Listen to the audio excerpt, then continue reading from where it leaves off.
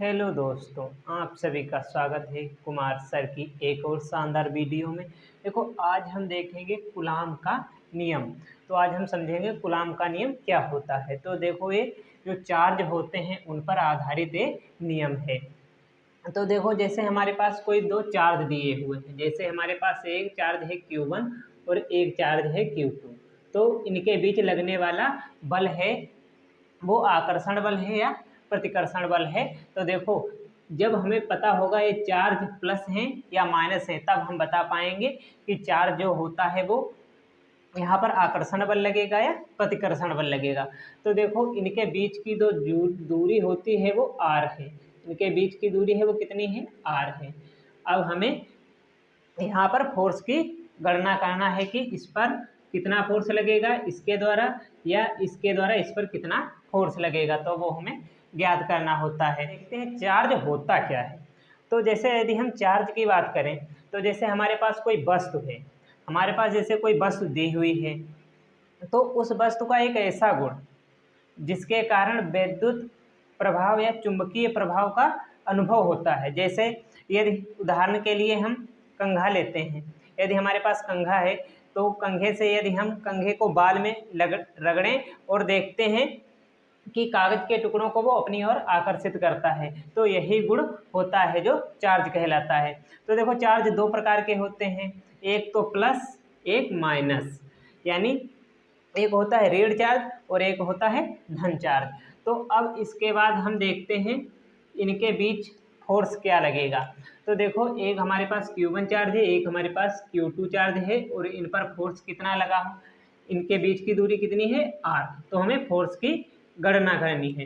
तो देखो, यहाँ पर ऐसा होता है, जो फोर्स लगता है वो फोर्स Q1 और Q2 जो चार्ज होते हैं, जो फोर्स लगता है वो Q1 और Q2 के अनुक्रमानुपाती होता है, गुणनफल के अनुक्रमानुपाती होता है।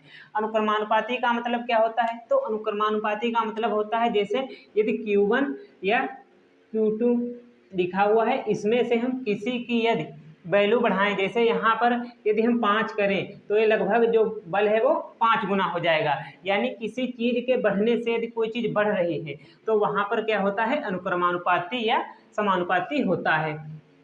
इसी तरीके से देखो, अब जो दूरी है तो F जो है वो व्युत्क्रमानुपाती होता है r² से। तो यहाँ पर अनुक्रमानुपाती और यहाँ पर व्युत्क्रमानुपाती, लेकिन निशान एक जैसा। ऐसा क्यों, तो देखो, यदि किसी चीज के बढ़ने से यदि कोई चीज कम होती है, यदि यहाँ पर r का मान जितना ज़्यादा बढ़ाएंगे जो बल है उतना ज़्यादा कम होता चला जाएगा। तो इसीलिए यहाँ पर अनुक्रमानुपाती होता है, यदि व्युत्क्रमानुपाती लगता है। यदि हम यहाँ पर इसे हटा करके बराबर लाएं तो इसके लिए हमें एक नियतांक की जरूरत होती है। नियतांक कौन सा है हमारे पास, के।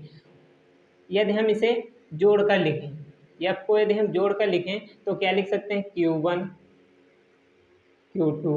ओके, इतना हमने लिख दिया। अब इसे लिखना है गुणे में कितना, 1/r² लिखेंगे, तो हमने इतना लिख दिया। अब जब इतना लिख दिया है तो इसे हम लिख सकते हैं F बराबर F अनुक्रमानुपाती Q1 Q2 बटे r²। यदि हम इसे हटाएं और बराबर लाएं तो बराबर लाएंगे तो एक नियतांक लाना पड़ेगा, Q1 Q2 बटे r²। तो देखो, अब हम परिभाषा बनाते हैं। तो यदि के की बात करें तो इसकी विमा और इसका मात्रक क्या होता है वो भी अभी मैं आपको बताऊंगा। यदि यहाँ पर लिखो तो न्यूटन लिख सकते हो, क्यों, क्योंकि बल का मात्रक क्या होता है, न्यूटन होता है। तो यदि हम परिभाषा किस तरीके से बना सकते हैं, तो देखो परिभाषा किस तरीके से लिखेंगे। तो देखो, परिभाषा इस तरीके से लिखेंगे कि सन 1785 ईस्वी में, सन 1785 ईस्वी में फ्रांसीसी वैज्ञानिक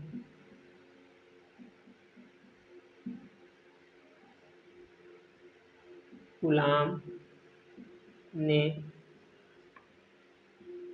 प्रयोगों के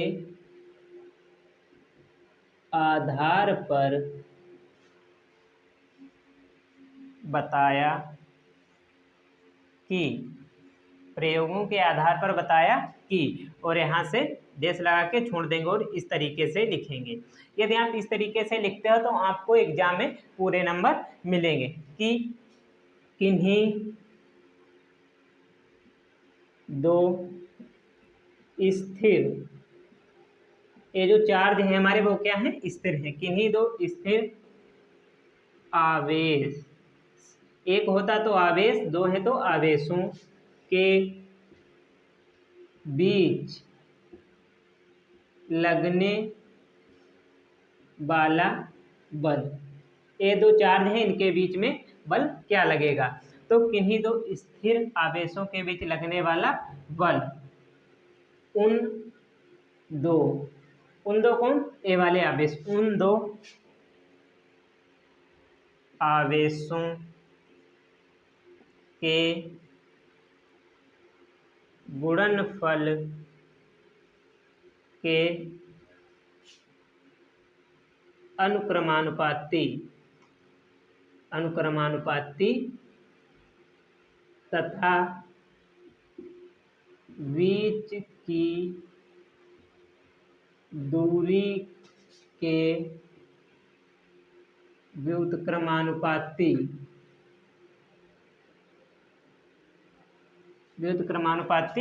होती है। तो देखो परिभाषा किस तरीके से लिखेंगे, तो इतना लिखेंगे, किन्हीं दो स्थिर आवेशों के बीच, ये दो स्थिर आवेश हैं, लगने वाला बल, इन दोनों के बीच लगने वाला बल, उन दो आवेशों के गुणनफल, देखो आवेशों के गुणनफल के अनुक्रमानुपाती तथा बीच की दूरी के वर्ग के, बीच की दूरी के वर्ग के व्युत्क्रमानुपाती होता है। तो वर्ग, यहाँ पर देखो वर्ग के व्युत्क्रमानुपाती हो गया। अब यहाँ पर देखो हमने इतना तो जान लिया है, अब हम विमा देखते हैं, के की विमा देखते हैं, के का मात्रक देखते हैं, तो हम किस तरीके से ज्ञात कर पाएंगे तो अभी हम जानेंगे। तो अब हम यहाँ पर देखते हैं जो के है इसका मान देखेंगे। तो के का मान क्या होता है, के की जगह हम लिख सकते हैं के बराबर 1/4 पाई एप्सिलॉन नॉट लिख सकते हैं। एप्सिलॉन नॉट क्या है, एप्सिलॉन नॉट होता है निर्वात या वायु की वैद्युतशीलता। तो एप्सिलॉन नॉट होता है निर्वात या वायु की वैद्युतशीलता। हमारे पास क्वेश्चन, पहला क्वेश्चन क्या है, के का मात्रक व विमा। दूसरा क्वेश्चन है एप्सिलॉन नॉट का मात्रक व विमा। तो ये देखो दोनों क्वेश्चन हमें हल करने हैं। तो देखो इन्हें मैंने क्वेश्चन बना दिया है। तो देखो हम देखते हैं के का मात्रक, तो यह बराबर दिया हुआ मेरे पास के Q1 Q2 बटे R स्क्वायर। तो देखो इसका मात्रक क्या होता है, के जो दिया हुआ है इसे अपनी जगह पर हम रखते हैं, और यहाँ पर देखो ये बटे में है, इधर आएगा तो गुणे में हो जाएगा, अब गुणे R स्क्वायर। अब यहाँ पर देखो ये गुणे में है इसके, तो ये भाग में चला जाएगा, Q1 एंड Q2, तो के निकल आया। अब देखो यहाँ पर जब के निकल आया तो हम लिखते हैं के बराबर F गुणे R स्क्वायर बटे Q1 Q2। तो इसका मात्रक निकाल कर अभी मैं बताऊंगा। इसका मात्रक होता है न्यूटन मीटर स्क्वायर प्रति कूलम स्क्वायर। किस तरीके से होता है अब मैं आपको निकाल कर बताऊंगा। तो देखो किस तरीके से निकाल सकते हैं, अब बराबर है के बराबर है F गुणे R स्क्वायर बटे Q1 Q2। तो देखो किस तरीके से निकलेगा। तो यहाँ पर देखो F का मात्रक हमें पता है क्या होता है, न्यूटन होता है। F का मात्रक पता है न्यूटन होता है। R स्क्वायर ये क्या है, दूरी है। दूरी का मात्रक हमें क्या पता है, पता है क्या होता है, मीटर होता है। यदि आपको ये नहीं पता है तो आपको मैं डिस्क्रिप्शन बॉक्स में लिंक दे दूंगा, आप वहां से जाकर देख सकते हैं। मैंने बना रखा है बीमा और मात्रक किस तरीके से ज्ञात कर सकते हैं, वो वीडियो आप चाहें तो जाकर देख सकते हैं। और बटे में देखो, आवेश का मात्रक क्या होता है, कूलाम। आवेश का मात्रक क्या होता है, कूलाम। कूलाम और इसका भी मात्रक क्या हो जाएगा, कूलाम। तो देखो के बराबर हो जाएगा न्यूटन